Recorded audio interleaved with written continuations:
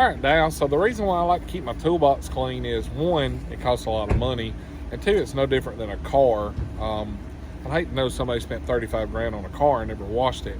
But me personally, everything I own, we sacrifice to get it. So that's how I look at stuff. A lot of guys look at it's a $150 ratchet. It's an expensive ratchet. Big deal. I bought it to work with. But everything I purchased was a sacrifice that either me or my family, we had to sacrifice, because that money could have went to something else. So I kind of take pride in what I have, and honestly, it makes me feel good when I flip the lights on every day and see a nice shiny toolbox and open the drawer and everything looks real good. But it's just kind of a pride thing that I have. Not everybody's that way, obviously, because a lot of people, they don't care. Their toolbox organization don't matter to them, but I think that's just the differences in people. Hey, what's up guys? Captain Ron here. Justin asked me to give you guys a little information about how I take care of my toolbox.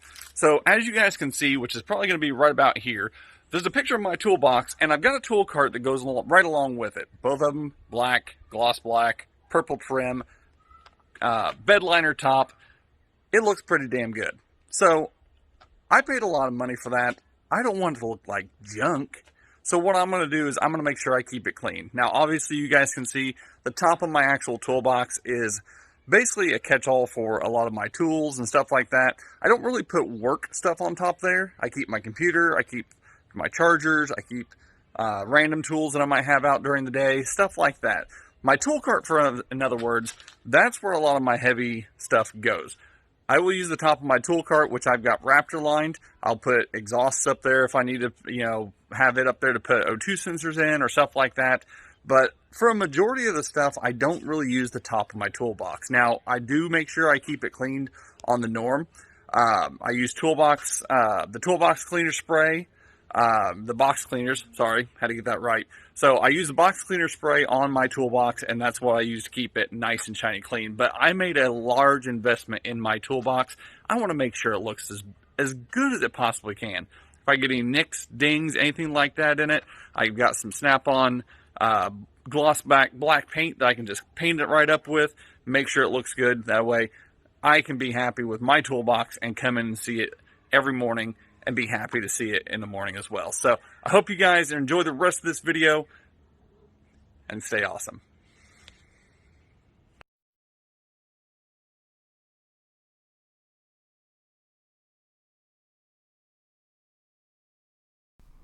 Now, if you do pick up your toolbox for cheap enough, well, then it's up to you how you're going to want to treat it. I mean, if you pick up something like that for 50 to 100 bucks, well, then you can most certainly abuse it. But I can tell you, if you treat it and take care of it, it'll take care of your tools, and you're going to want your toolbox at the end of the day, no matter whether it's free, passed down, or even if it's the most expensive purchase that you ever have. The better you take care of it, the longer it's going to take care of you.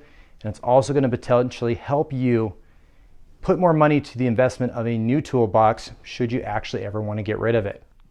So when it comes to keeping a toolbox clean, dirt-free, grime-free, and no oil spots, here's 3 different ways I look at it.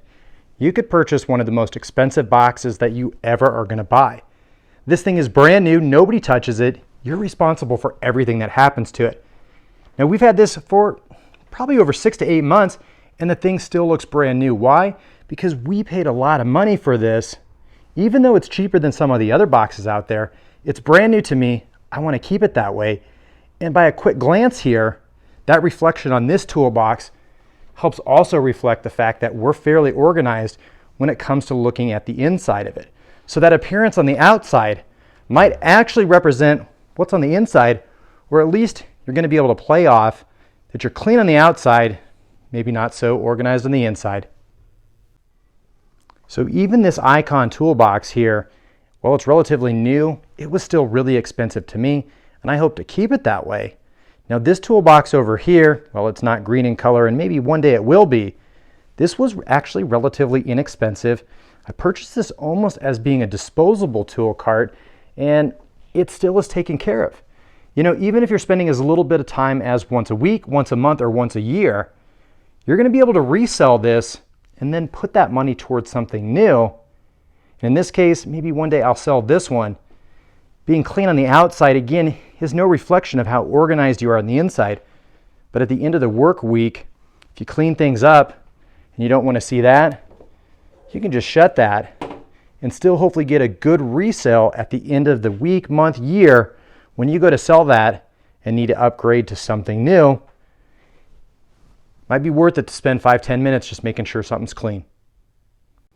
Now, I purchased this cart knowing full well that I wasn't going to keep it the rest of my life, but I figured at least if I can get what I paid for it or even slightly less, I mean, somebody'd buy that for 150 bucks in that condition. And well, that's money that I can credit towards a new toolbox. But sometimes it's not a new toolbox that you want or need. Let's go show you the oldest toolbox that I have. Now this last toolbox, well, this is something that is from the 80s. We even got some memorabilia up there. You can see that this one, it's still in decent condition. It has had a fairly rough life, but it's from my father. It was passed down to me. I guess there is some fixing that we could do to it. It doesn't even have ball bearing slides. These are just slides that you do want to grease up every now and then. And you really don't necessarily care how the toolbox looks. You just know that you're never going to change it. You're probably not going to repaint it. You're probably not going to fix it. You just kind of want it to be the way it is. You want it to hold some tools, and it does its job just the way it is. That being said, I'm not ever going to sell it, so I could paint it, fix it, and do something to it, but I kind of want to just leave it just as it is. But I can tell you the person before me didn't mistreat this. They did take care of it, and it again should last a good long time if you just take care of your toolbox. So my final thoughts when it comes to your toolbox and the condition that you should keep it in: take care of it today so it'll take care of you tomorrow and well into the future. I mean, whether you spend a little as $100 or two on Facebook Marketplace, or you buy your forever toolbox, just because that's how it is today doesn't necessarily mean it's going to be that way in a week, a month, or a year, because life changes. You need to change. If you tell me that you're never going to buy another tool again, I'm going to laugh at you, because I myself, I've said that before, and well, I'm probably needing a newer toolbox myself, but that doesn't mean you have to get rid of it. You can just upgrade and buy a new one and keep that as well. And so take care of your toolbox today, because you never know what you're going to need to do in the future. Really appreciate you guys all tuning in. If you're not already subscribed to the Justin Dow channel, make sure you hit that subscribe button. Tell us down below in the comments how you treat your toolbox, how it takes care of your tools, and if there's any tips or tricks that you do to keep your toolbox clean or cleaner, whether it's a special compound, whether it's Windex, or even WD-40, what do you do to keep your toolbox clean? We'd love to hear from you. Here we go.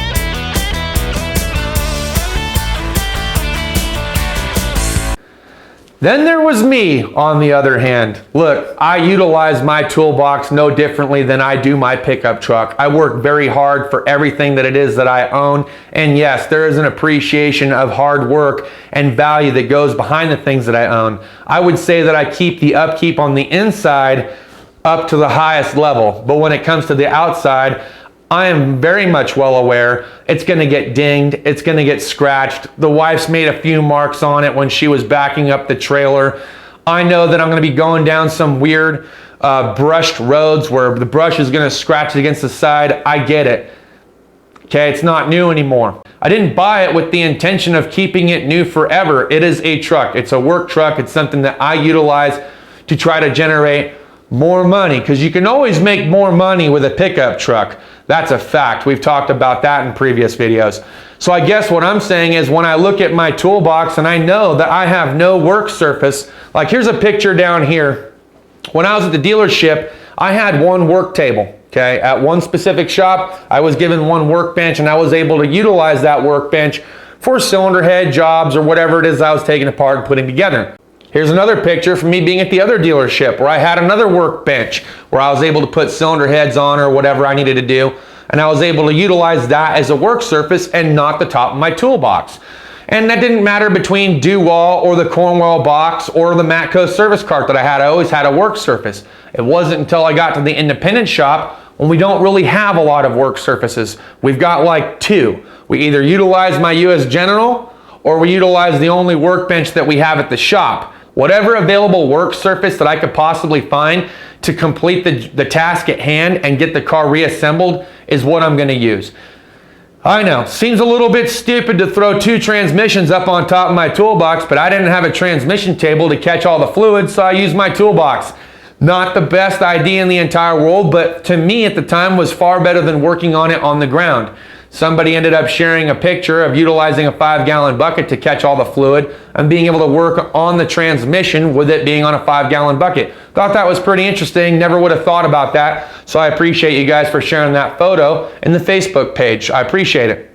Now, when I had this Snap-on toolbox and I just first started out, I never got into position where I needed to utilize the top of my toolbox for cylinder head assembly or transmission teardown. Never got that far. Had barely started off as a lube light line tech where I was doing water pumps, brakes, flushes, and things like that, and PDIs. So never actually had the chance or opportunity to tell you guys of whether or not I would have utilized the Snap-on toolbox the same manner I've utilized my US General, or that I've utilized my Duwall or the Cornwell toolbox. You guys saw what I did to that Cornwell toolbox. I took steel and I turned it into a welding table and I was beating and grinding on it. You guys know that, you've seen it.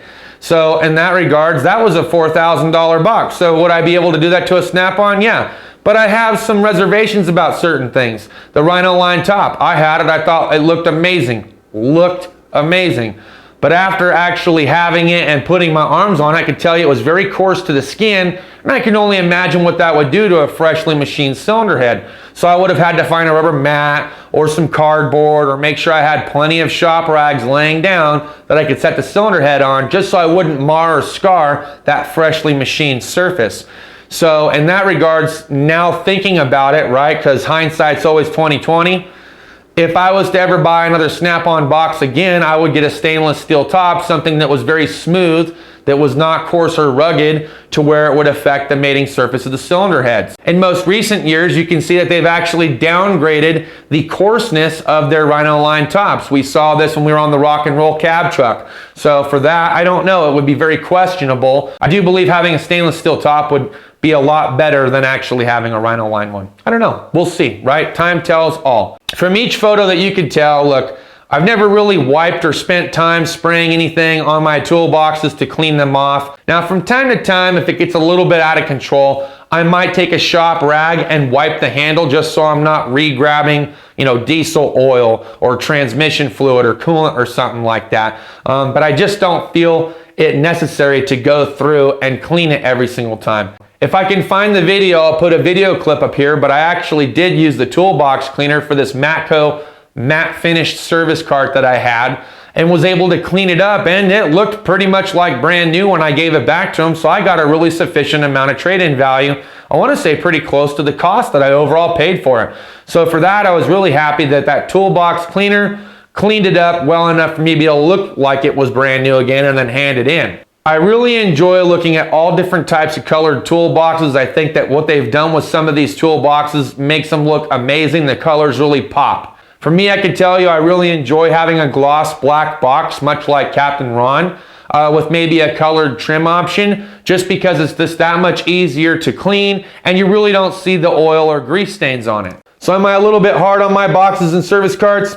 Yeah, you can say that. Do I spend hours at a time cleaning it and keeping it like new? No, I don't. In my opinion, it's just a box. It's meant to do two things. One, store my crap. Two, use it as a work surface if I need to and I have no other option. We want to hear your thoughts and opinions. Is it just a toolbox? Is it meant for the two things that I just went ahead and described? Or does it mean just that much more to you that you spent your hard-earned money on that and you want to make sure that it stays looking new for as long as you decide to keep it. Let us know down in the comments. That's all I got for this video. Thanks as always for watching, guys. Cheers to those of you that have your beers. We'll see you next time. Deuces.